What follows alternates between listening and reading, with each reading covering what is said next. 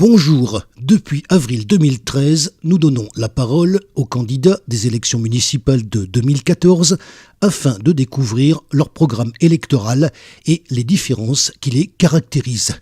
Voici donc l'interview de Damien Gutiérrez, réalisée le vendredi 13 décembre 2013 à La Seyne-sur-Mer, dans le Var. Alors nous sommes le vendredi 13 décembre 2013, retour à La Seyne-sur-Mer dans le Var et retour surtout dans une permanence. Ça nous ramène au mois d'avril. Je vais d'abord accueillir la personne que j'ai en face de moi, celle qui m'a la première fois pour les premières interviews politiques accueilli. Bonjour. Bonjour, Damien Gutiérrez, à nouveau dans cette permanence communale puisque le temps a passé, mais nous nous retrouvons dans les mêmes conditions et avec le plus grand plaisir depuis avril que nous n'étions pas interviewés à nouveau sur notre projet pour la ville de La Seyne. Alors donc, il faut revenir justement sur ce premier interview qu'on a fait en avril, voir un petit peu quelles ont été justement les retombées de cette technique très particulière qui s'appelle le podcast radio, qui vous permet justement, et c'est important à rappeler, de vous donner la parole et de pas vous la donner pendant 5 minutes, mais un petit peu plus. Je pense que vous avez vu qu'on a vocation donc à expliquer non pas une partie du programme, mais le programme dans sa totalité, ce qui change bien sûr la nature de l'interview. Une interview courte et une interview longue, ça n'est jamais la même chose, surtout quand ensuite cette interview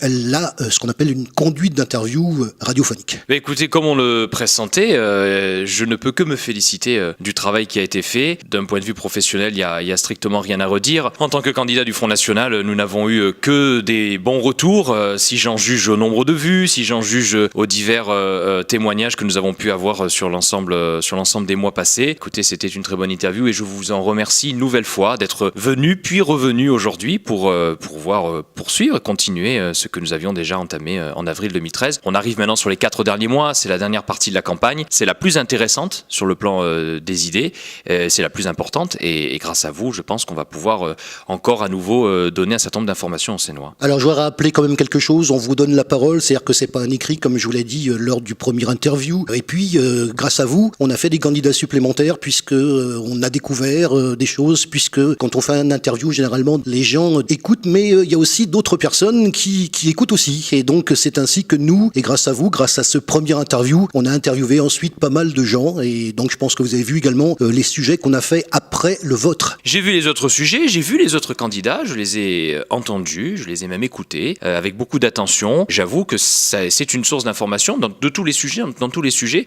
pour l'ensemble des habitants de Toulon-Provence-Méditerranée, puisque je vous couvrais un certain nombre de communes. Je vous invite vraiment à poursuivre, même au-delà évidemment de ces élections, notamment si les Sénois nous font confiance, à poursuivre ces interviews, et en qualité de maire, j'y répondrai bien volontiers et aussi souvent que possible et nécessaire. Donc il faut le faire, il faut continuer et je vous en remercie. Très bien, alors on s'est vu en avril et donc nous sommes en décembre, ce qui veut dire que durant ce laps de temps, il s'est passé beaucoup de choses. Et donc qu'est-ce qui s'est passé durant ces mois? Quels sont les événements particuliers? Et je dis bien les événements au pluriel, parce que je suppose qu'il n'y en a pas qu'un seul. Je vous rappelle que le premier interview, c'était un petit peu la liste des thèmes, c'était le programme général. Là on va parler de la suite parce qu'on est donc à 4 mois, même 3 mois et demi de cette élection municipale. On est, je pense, dans la campagne, dans un contexte un petit peu différent. Alors, en avril, nous commencions nos réunions thématiques. On en était à notre 3e, très exactement. Nous en sommes à notre 9e, puisque nous en faisons une nouvelle demain soir à 18h sur le tourisme. 9e réunion thématique, il y en aura en tout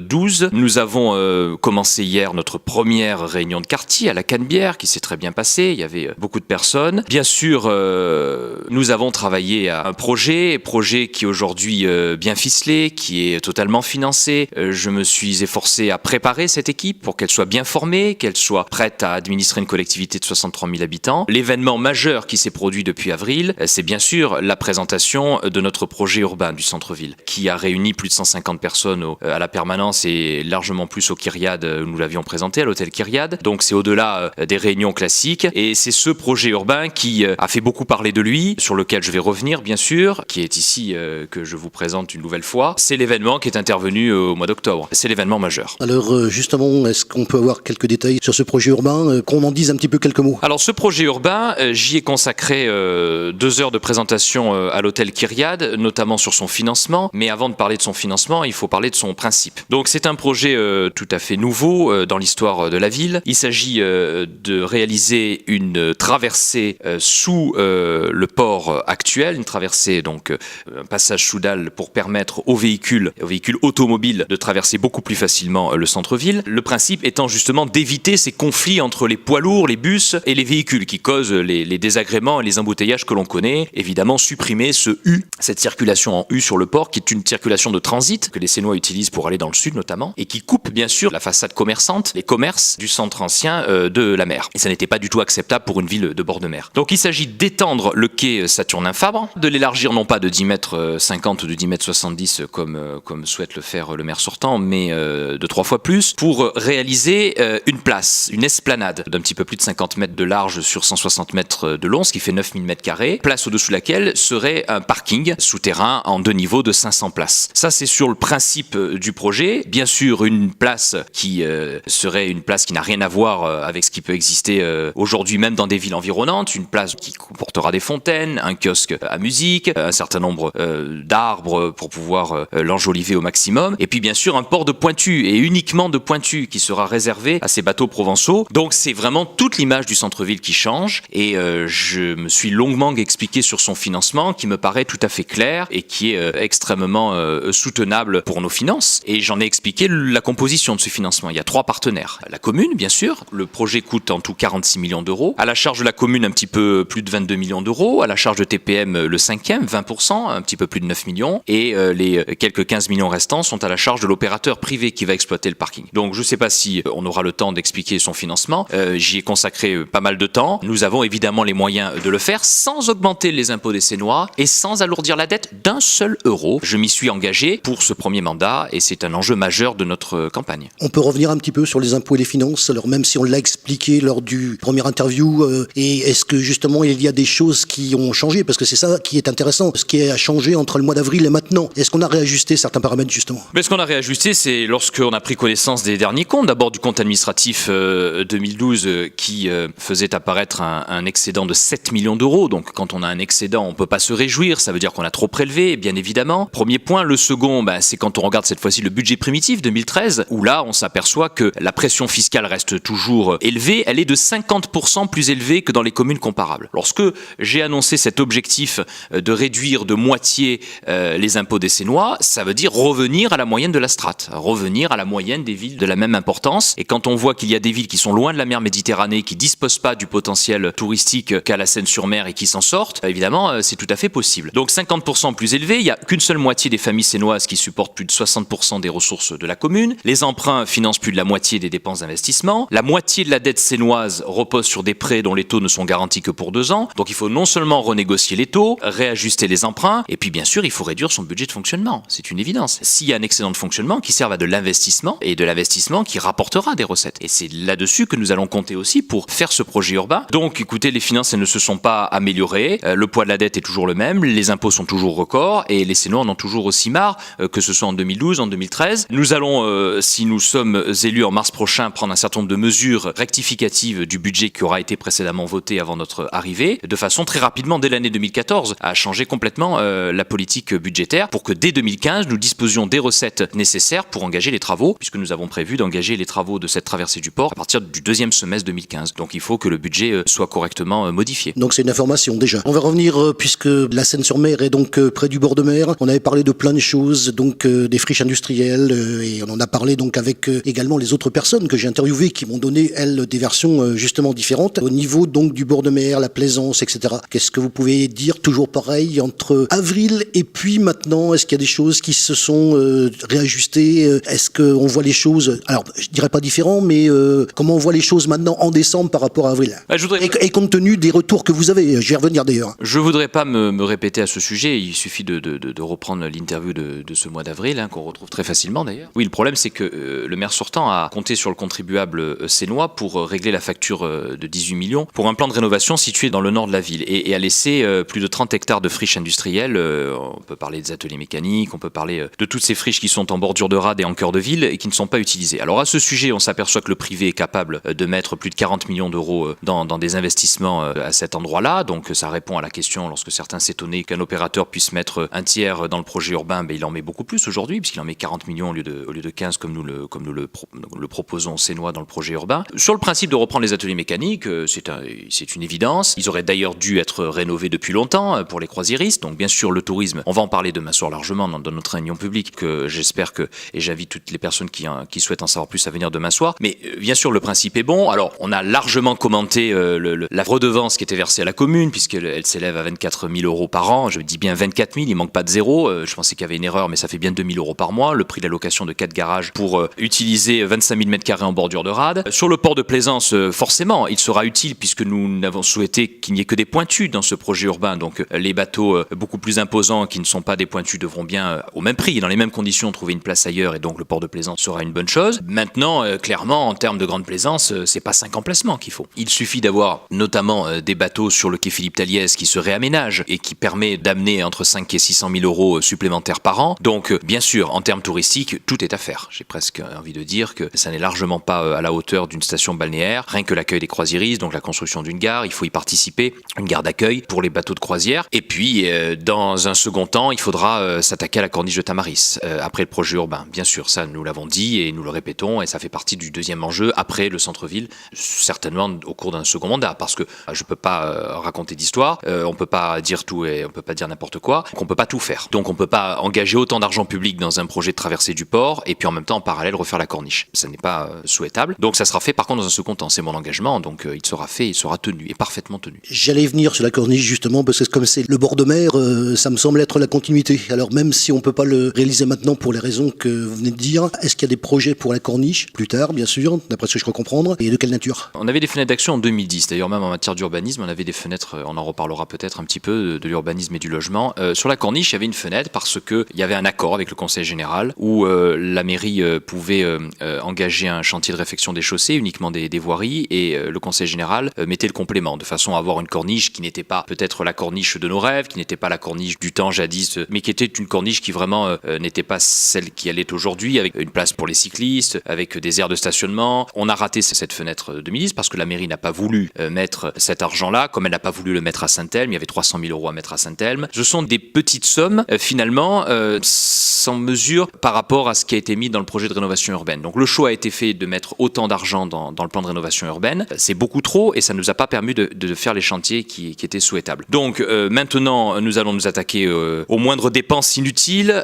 Nous sommes au million d'euros près concernant les finances de la Seine. Chaque million sera économisé précieusement, sera mis de façon à dégager le maximum de financement possible pour engager ce chantier de réfection de la corniche de Tamaris. Mais je le dis, compte tenu de l'argent qui sera investi dans le projet urbain, je rappelle que c'est un peu plus de 22 millions d'euros, même si ça ne coûte pas aux Sénois, la collectivité devra faire donc les efforts nécessaires pour dégager les économies nécessaires. Je ne veux pas que les services publics soient affectés, donc la corniche de Tamaris, si vraiment on veut faire quelque chose, ça ne peut se faire qu'après le centre-ville. Et puis il y a une logique. On commence d'abord par désenclaver le centre-ville, par traverser le centre-ville correctement, avant de s'attaquer à la corniche. Ça servira à rien de commencer par la corniche, on ne peut pas y accéder, et qu'on met toujours 1 heure pour y accéder. Personne n'y viendra. Donc il faut être sérieux, et la corniche se fera dans un second temps, mais elle se fera, j'y tiens.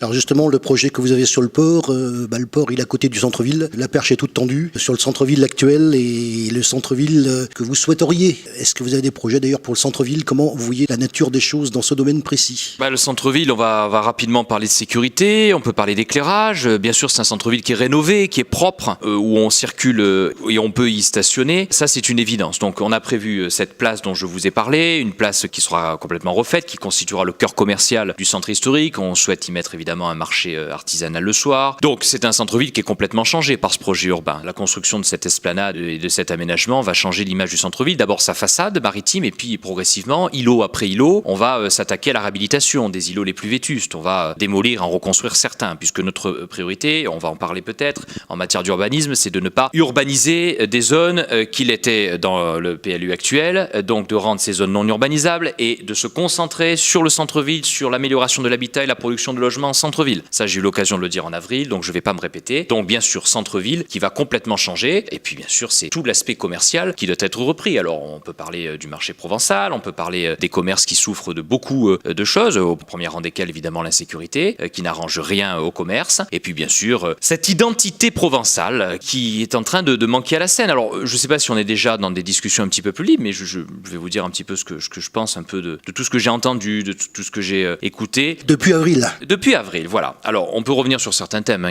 J'entendais un candidat qui parlait du marché du Levant. Alors sur le coup, je Je me suis dit, tiens, il parle du marché de l'île du Levant. Non, il parle du marché du Levant, du marché oriental, en fait. Il préconisait de déplacer le marché oriental à la cité Berthe. Alors, que ce soit bien clair, tout ce qui est de nature à renforcer une communauté, en particulier, dans l'espace public, laïque, républicain, n'est pas souhaité au Front National. Ni au centre-ville, ni à la cité Berthe. Nous n'allons pas refaire de marché oriental. Il n'y a pas de place pour cela. Donc c'est bien un marché provençal que nous allons remettre. C'est bien un port de Pointu. C'est bien une identité de Provence-Alpes-Côte d'Azur. Ça, c'est le premier point. Donc évidemment, ce que je regrette, c'est qu'on n'insiste pas assez sur une forme d'évolution du centre-ville et d'un certain nombre de quartiers à la Seine, qui ne sont plus comprises par les Sénois, quelle que soit leur origine. Et puis, bien sûr, le problème de la sécurité dans le centre-ville. Alors, c'est pas une police d'agglomération qu'il faut. J'entends aussi certains candidats qui veulent faire des PC sécurité gérés par TPM. Non, c'est une police municipale à la Seine qui est bien équipée, formée, encouragée. J'ai l'état du personnel pour le budget primitif 2013. On s'aperçoit qu'il y a 86 animateurs sur 80 qui avaient été prévus, mais qu'il y a 52 policiers. Donc, on peut reparler du budget de fonctionnement, mais on manque complètement de policiers. On manque de brigades cynophiles. On manque de caméras. On manque d'une volonté pour réinstaller la sécurité. Et c'est la condition déjà de base pour le commerce et le centre-ville. Et lorsqu'on pourra déjà se promener en centre-ville de manière sécurisée et beaucoup mieux qu'aujourd'hui, eh bien déjà on aura rempli une première étape. Et c'est un pilier fondamental au rétablissement de sécurité. On a parlé des impôts, on a parlé de la circulation, on a parlé du tourisme, mais la sécurité c'est le pilier numéro 1 et on va se mettre en place très rapidement. Donc ça veut dire c'est une caméra au moins tous les 100 mètres en centre ancien. Les études préconisent une caméra pour 200 habitants, mais ça c'est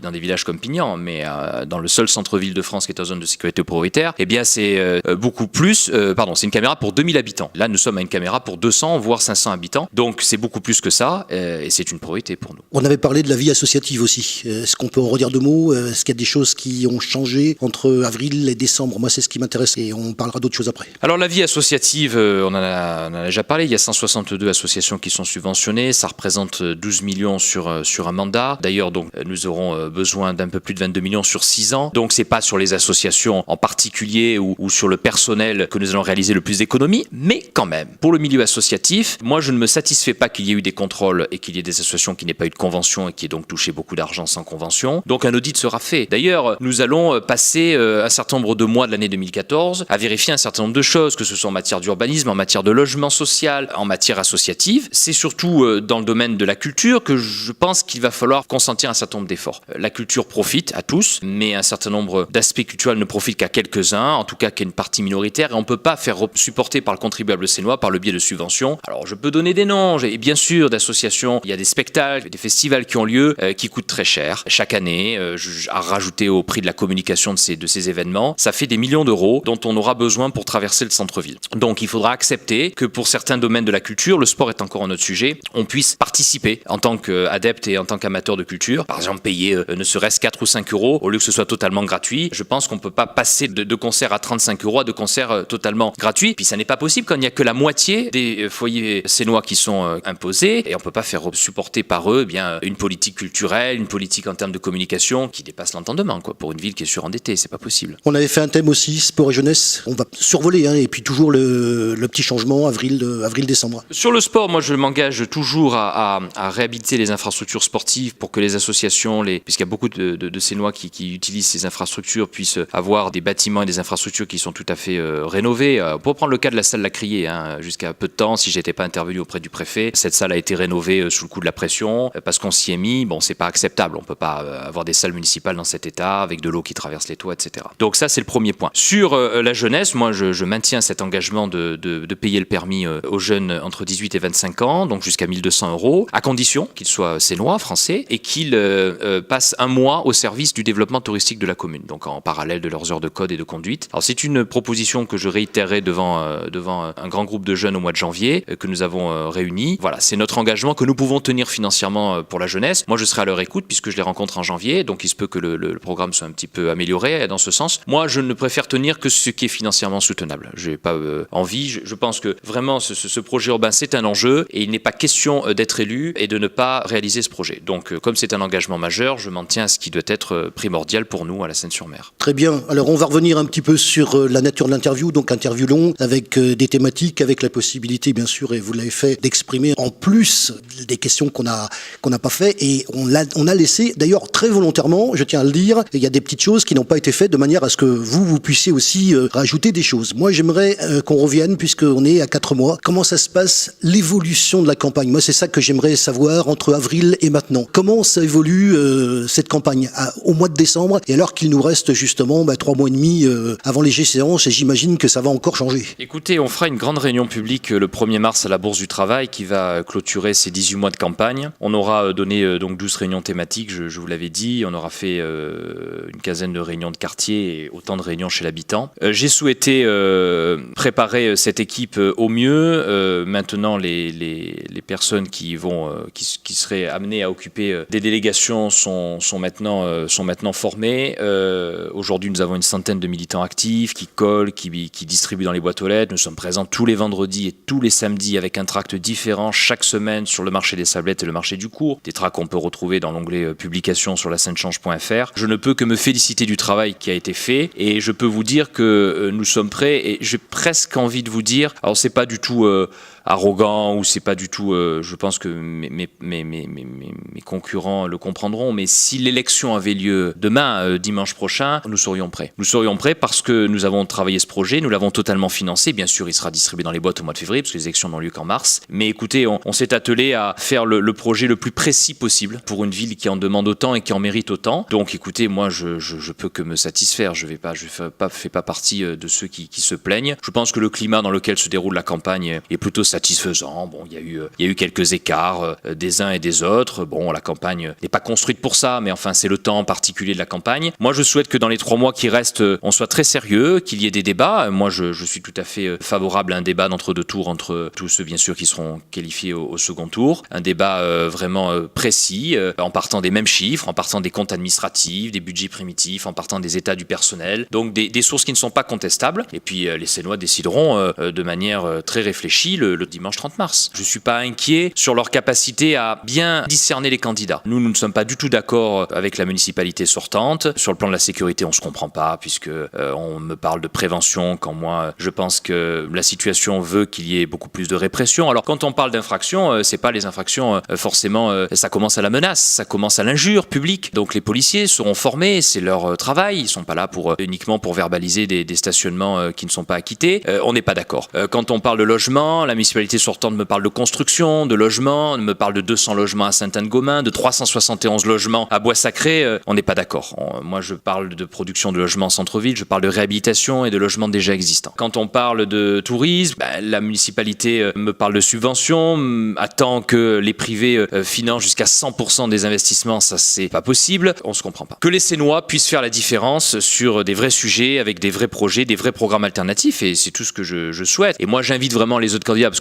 il y a quand même un certain nombre de candidats, à être très clairs et très précis pour qu'on voit la différence. Moi j'avoue que j'ai un peu de mal entre certains candidats à voir la différence. Je leur en veux qu'à moitié parce que ils viennent d'autres villes, il a fallu se mettre au courant d'un certain nombre de dossiers, certains font un certain travail, mais bon voilà, qu'on parle des logements vacants, qu'on parle des 2500 logements vacants, qu'est-ce qu'on compte faire avec ces logements vacants, qu'est-ce qu'on compte faire avec des propriétaires qui voudraient rénover leurs biens mais qui ont parfois des personnes qui squattent leurs biens, qu'est-ce que l'on fait avec ces programmes immobiliers en cours. Donc il faut être très précis, on doit cette précision aux Sénois. Alors voilà, donc nous sommes de retour ici donc à la Seine-sur-Mer. Je me souviens quand même d'avril, et puis la manière dont j'ai été reçu ici, et puis le fait qu'on en a fait un, ce qui nous a permis donc de faire beaucoup de personnes ensuite, puisque cette interview a quand même servi de référence, il faut quand même le dire. Et donc c'est un moyen d'information, puisqu'on vous fait parler, on peut entendre justement des choses différentes, les sujets ont été entendus, et je précise d'ailleurs qu'à chaque fois que je rencontre quelqu'un, on me le dit, voilà, que les sujets ont été entendus. Récemment, on me l'a encore dit. Nous sommes en décembre 2013, je reviens encore, ce sera un petit peu aussi la conclusion. Qu'est-ce qui nous reste à faire justement pour les mois qui vont venir? Écoutez, moi je tiens une dernière fois à vous remercier, je ne sais pas si on aura l'occasion de se revoir d'ici le scrutin. Je souhaite à tous les Sénoises et les Sénois qui nous écouteront d'excellentes fêtes de fin d'année.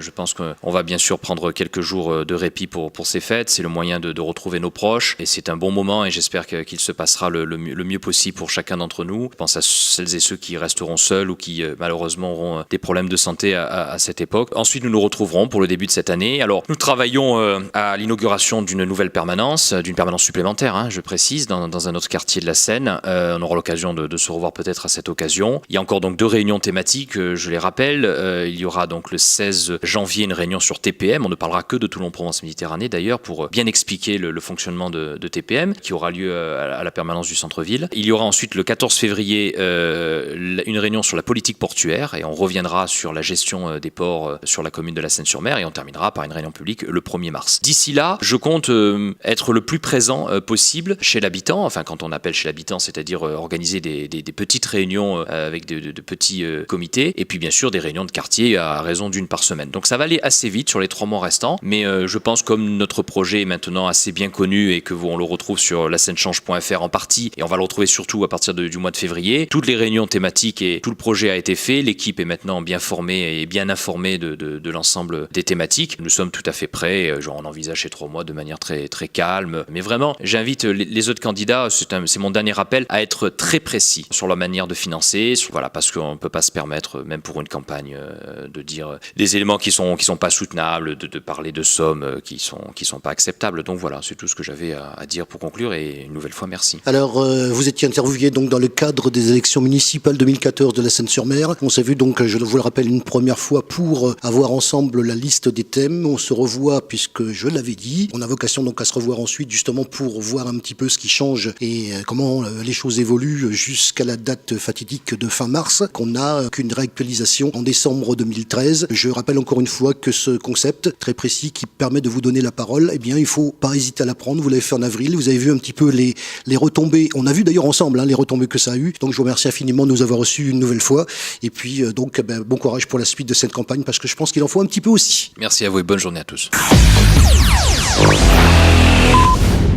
Voici donc les autres personnalités tête de liste pour les élections municipales de 2014 et pouvant aussi faire l'objet d'une interview dans ce cadre très précis. Marc Villemot, actuel maire de la Seine-sur-Mer, Parti socialiste.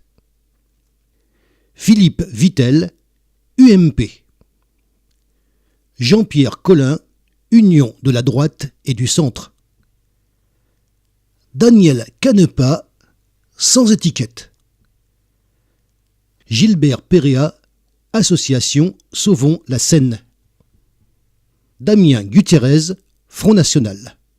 Je serai ravi de pouvoir interviewer ces autres personnalités dans les mêmes conditions. Retrouvez les autres sujets sur la chaîne YouTube KXTC Podcast.